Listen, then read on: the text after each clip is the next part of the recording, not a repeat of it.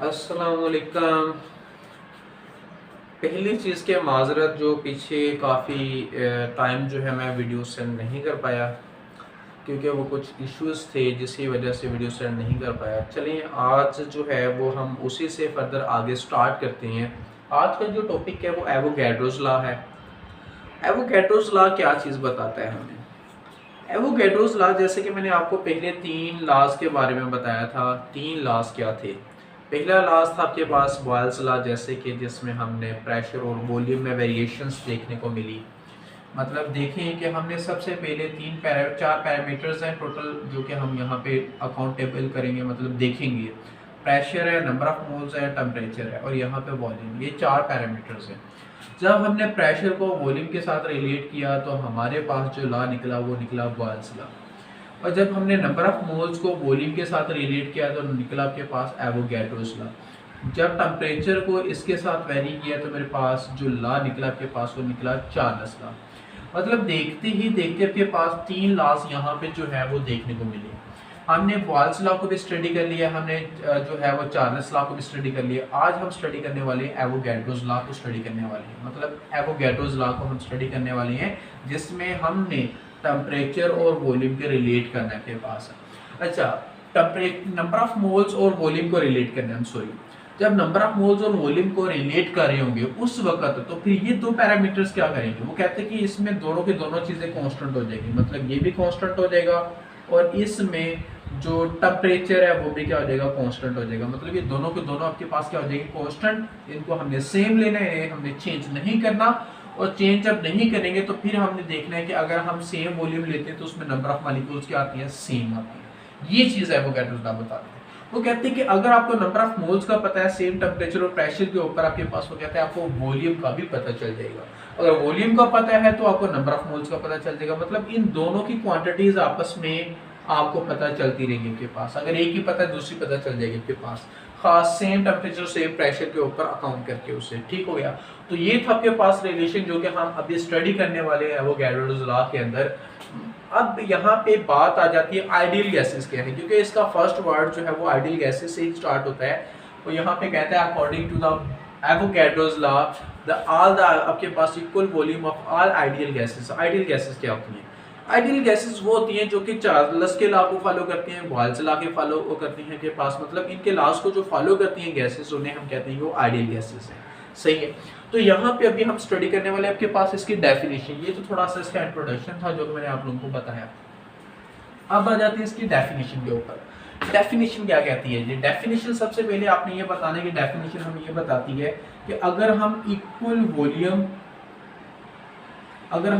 Volume लेते हैं, equal volume of all gases, जितनी भी गैसेस हैं अगर उनके वॉल्यूम इक्वल है, equal volume of all gases, all ideal gases का जिक्र करें क्योंकि हमने आइडियल का जिक्र करना है। ठीक है ना? आइडियल गैसेस, जितने भी आइडियल गैसेस हैं उनके equal volume at standard temperature और प्रेशर के ऊपर आपके पास have equal number of molecules, equal number of molecules. अब ये क्या बताता है? ये लॉ हमें ये बताता है कि आप गैसेस जितनी मर्जी ले लें, 5 गैसेस ले लें, 10 ले लें, जो 20 ले लें, वो कहते हैं कि उन गैसेस का अगर वॉल्यूम सेम है, मतलब सारी के सारी अगर 20 गैसेस ली हैं, उस 20 की 20 गैसेस का वॉल्यूम जो है वो 5 सेंटीमीटर क्यूब सारों का। और वो कहता है कि वो सारे के सारे स्टैंडर्ड टेम्परेचर और प्रेशर के ऊपर भी है। स्टैंडर्ड टेम्परेचर और प्रेशर का मतलब क्या है? स्टैंडर्ड टेम्परेचर और प्रेशर का मतलब ये है कि उनका जो टेम्परेचर है वो 273.16 केल्विन है और जबकि उनका जो प्रेशर है के पास वो है 180 एम। वो कहता है कि इतने प्रेशर और इतने टेम्परेचर के ऊपर जितनी भी 20 की 20 गैसेस हैं, अगर उनका वॉल्यूम 5 सेंटीमीटर क्यूब है तो वो कहता है उनका वॉल्यूम सेम होगा। उनका वॉल्यूम क्या होगा? सेम होगा। ये चीज़ वो बताता है। और ये इसे ही तो कहते हैं एवोगैड्रोस लॉ आपके पास। तो ये इसकी डेफिनेशन होगी जो कि हम करना चाहते थे। इसकी डेफिनेशन हमने क्लियरफाई कर दी आपके पास। अब हम आ जाते हैं एट स्टैंडर्ड टेम्परेचर और प्रेशर के ऊपर। मतलब स्टैंडर्ड टेम्परेचर लेना है और प्रेशर लेना है और वॉल्यूम अगर कितना हो तो क्या हो आपके पास। अभी यहाँ पे एक पॉइंट आपको बताता हूँ। हमने मूलर वॉल्यूम का जिक्र पढ़ा हुआ था। मूलर वॉल्यूम क्या है जी? मूलर वॉल्यूम जो है वो हम कहते हैं कि एक मोल अगर हमारे पास गैसेस हैं तो उसका वॉल्यूम क्या होता है। ये तो आपने ऑलरेडी पहले चैप्टर के अंदर पढ़ा होगा मूलर वॉल्यूम का। अगर आपके पास एक मोल गैसेस है, एक मोल आइडियल गैस है, अगर उसको स्टैंडर्ड और टेम्परेचर और प्रेशर के लिहाज से रखेंगे तो उसका जो वो वॉल्यूम कैरी करती है 22.414 डेसीमीटर क्यूब वो कैरी करती है आपके पास। मतलब उसने मूलर वॉल्यूम हमें ये बता दिया, मूलर वॉल्यूम वाले ने ये बता दिया कि अगर आपके पास 22.414 डेसीमीटर क्यूब होगा और अगर वो गैस स्टैंडर्ड टेम्परेचर और प्रेशर पे होंगी तो उस वक्त उसका जो मॉलिक्यूल्स होंगे वो 1 मोल होंगे आपके पास। तो ये हमें थोड़ा सा स्टैंडर्ड और टेम्परेचर के लिहाज से बताता है। चले यहाँ पे असल में स्टैंडर्ड टेम्परेचर के लिहाज से हम मूलर वॉल्यूम को ही स्टडी कर लेते हैं कि मूलर वॉल्यूम क्या है जी। मूलर वॉल्यूम क्या है जी? मूलर वॉल्यूम के पास वो कहता है कि वो वाला वॉल्यूम है जो कि 22.414 डेसीमीटर क्यूब के पास है। ये वॉल्यूम मैं यहाँ पे मेंशन कर रहा हूँ ब्रैकेट के अंदर। ये वो वाला वॉल्यूम है जो कि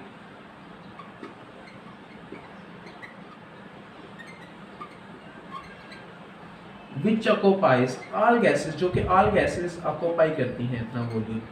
कब? एट स्टैंडर्ड टेम्परेचर और pressure when have 1 mole molecules. ये था उसका जिक्र। वो कहते हैं कि अगर गैसेस का 1 मोल आपके पास है और वो स्टैंडर्ड और टेम्परेचर और प्रेशर के लिहाज से है तो वो कहता है 1 मोल मॉलिक्यूल जो आपके पास वो वॉल्यूम कितना कैरी करेंगे? वो वॉल्यूम कैरी करेंगे 22.414 dm³। ये था मोलर वॉल्यूम। मतलब एक आइडियल गैस का 1 मोल है, अगर उसको स्टैंडर्ड टेम्परेचर और प्रेशर के ऊपर रखा गया है तो उसमें नंबर ऑफ मॉलिक्यूल्स कितने मिलेंगे? 1 मोल मॉलिक्यूल्स मिलेंगे।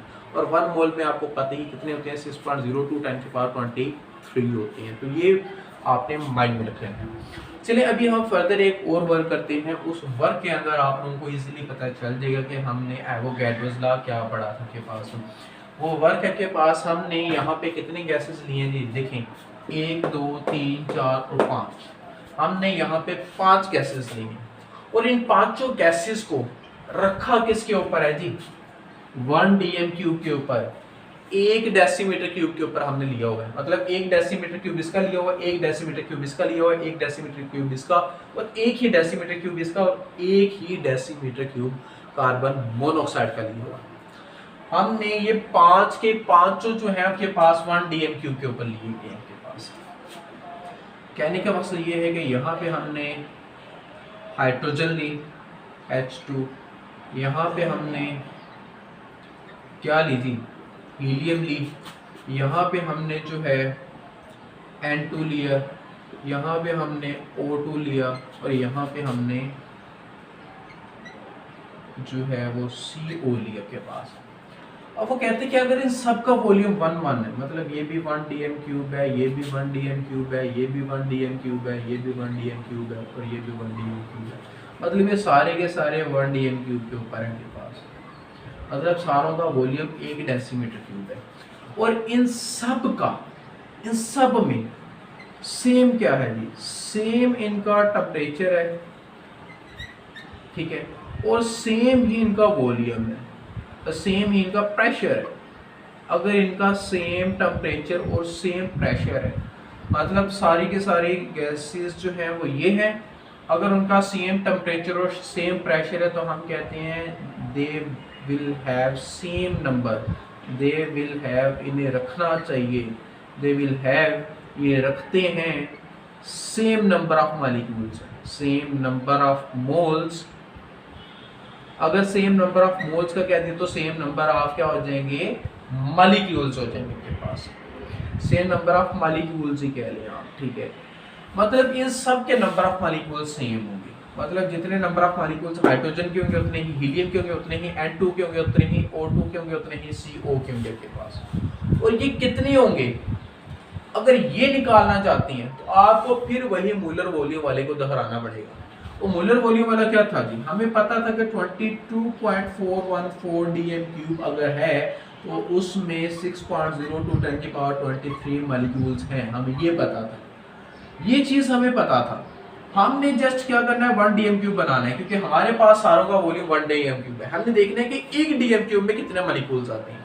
तो ये करने के लिए आपको यहाँ पे 22.414 से डिवाइड करना पड़ेगा ताकि यहाँ पे 1 डीएम क्यूब बने, और जो चीज़ यहाँ पे डिवाइड करनी पड़ेगी वो भी यहाँ पे डिवाइड करनी पड़ेगी। अब यहाँ पे आपको एक ऐसी वैल्यू मिलेगी जो कि 1 डीएम क्यूब के ऊपर आएगी। अब देखिएगा 1 डीएम क्यूब के ऊपर इसे आप सोल्व करें, सोल्व करने के बाद यहाँ पे लिख लें।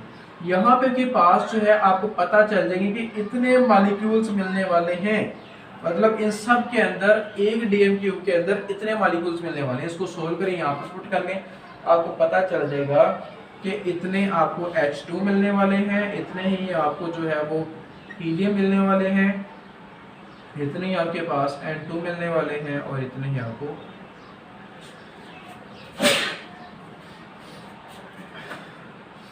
O2 मिलने वाले हैं, और इतने ही आपको कार्बन मोनोऑक्साइड्स मिलने वाले हैं।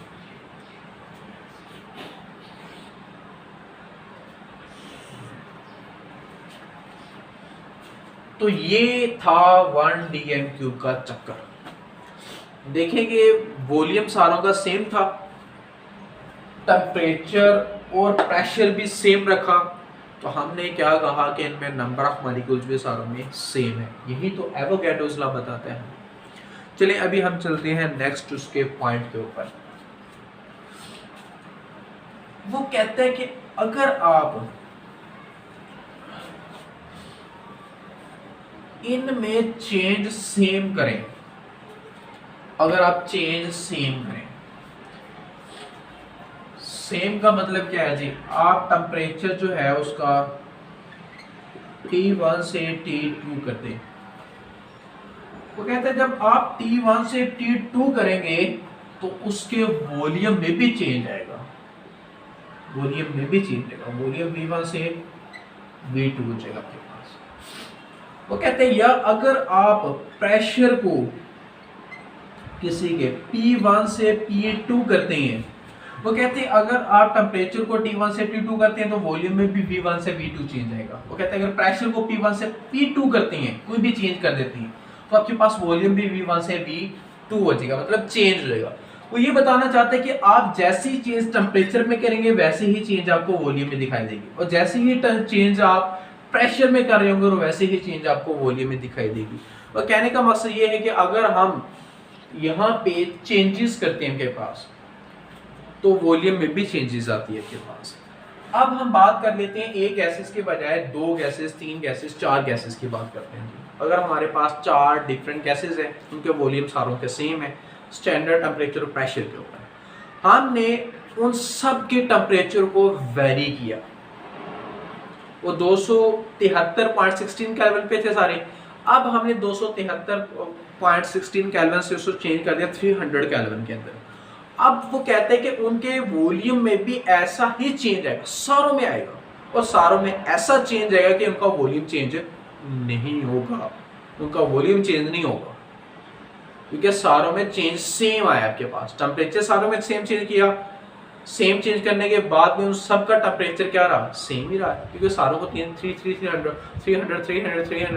केल्विन के ऊपर कर दिया, तो सारों में जब टेम्परेचर सेम है तो वॉल्यूम भी क्या होगा, सेम ही होगा आपके पास। तो ये हमें बताता है एवोगैड्रोस लॉ के पास।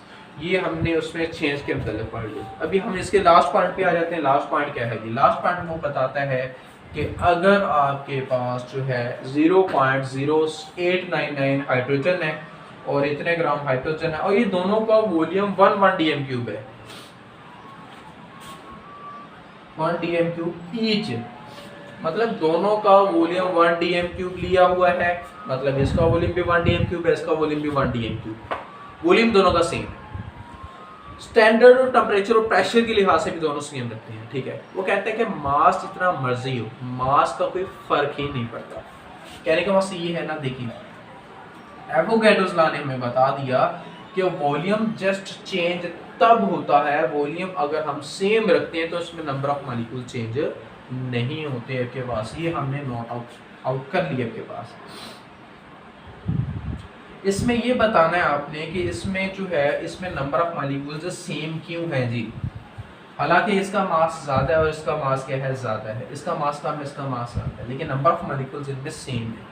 एक डीएम क्यूब है, क्योंकि दोनों का वॉल्यूम सेम है, वॉल्यूम सेम है, स्टैंडर्ड टेम्परेचर प्रेशर के ऊपर इनके नंबर ऑफ मॉलिक्यूल्स भी सेम होंगे। वो कहते हैं सेम क्यों उनके पास। पहली चीज़ आपको बता दूँ, वो कहते हैं कि हाइड्रोजन और ऑक्सीजन को अगर देखा जाए, इसका मास होता है 16, इसका मास होता है 1, मतलब ये ऑक्सीजन जो है ये 16 टाइम्स हैवियर है, 16 टाइम्स हैवियर है आपके पास ही, ठीक है। पहला पॉइंट इसका ये है। फिर भी अच्छा, सेकंड आपके पास ये है कि ऑक्सीजन का साइज बड़ा है और हाइड्रोजन का साइज क्या है, छोटा है आपके पास, ये भी दिखने में है, ठीक है।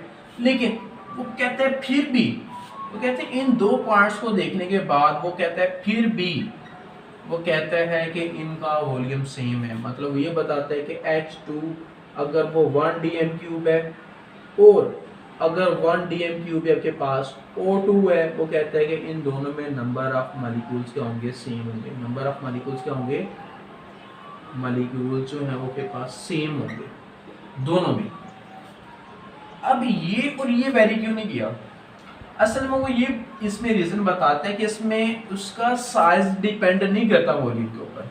वो कहता है कि एक मॉलिक्यूल और दूसरा मॉलिक्यूल गैसेस के अंदर जो है ना, गैसेस के अंदर एक मॉलिक्यूल दूसरे मॉलिक्यूल से बहुत ही ज्यादा दूर होता है, बहुत ही ज्यादा दूर होता है। मतलब यहाँ पे आपके पास मिलियंस टाइम्स ऑफ एटम्स आ सकते हैं। इसका मतलब इसका वॉल्यूम थोड़ा सा बढ़ भी जाए तो कोई फर्क नहीं पड़ने वाला। वो यही चीज बताता है। वो इसलिए कहते हैं कि वॉल्यूम जो है वो मॉलिक्यूल्स के साइज के ऊपर डिपेंड नहीं करता, उसके मासेस के ऊपर डिपेंड नहीं करता। डिपेंड करता है तो किस पे करता है, डिपेंड करता है उसके वॉल्यूम के ऊपर, स्टैंडर्ड टेम्परेचर और प्रेशर के ऊपर। अगर आप इक्वल वॉल्यूम रखा हुआ है तो उनमें नंबर ऑफ मॉलिक्यूल्स क्या होंगे, सेम होंगे। ये चीज हमें यहाँ पे बताई जाती है। वो यहाँ पे ये बताते हैं कि इसका मास हम मानते हैं कम है, इसका मास हम मानते हैं कि ज्यादा है। हम ये भी मानते हैं कि इसका साइज ज्यादा है और इसका साइज क्या है, कम। हम ये मानते हैं, आपके पास ये बताते हैं कि ना तो साइज वेरी करता है ना तो मास वेरी करता है। अगर हम वेरी करता है तो वेरी करता है इसमें वॉल्यूम और नंबर ऑफ मॉलिक्यूल्स क्या है। अगर स्टैंडर्ड टेम्परेचर और प्रेशर के ऊपर, अगर दोनों स्टैंडर्ड टेम्परेचर और प्रेशर के ऊपर हैं तो दोनों का वॉल्यूम अगर सेम है तो नंबर ऑफ मॉलिक्यूल्स क्या मिलेंगे, सेम मिलेंगे आपके पास। तो ये था आपके पास कुछ सारा का सारा डाटा जो कि एवोगैड्रोस लॉ के मतलब आप लोगों को कंप्लीट से डिटेल से बताना था, जो कि मैंने बता दिया है। मेरे ख्याल से आप लोगों को समझ आ गई होगी। ओके, खुदा हाफिज। ओके।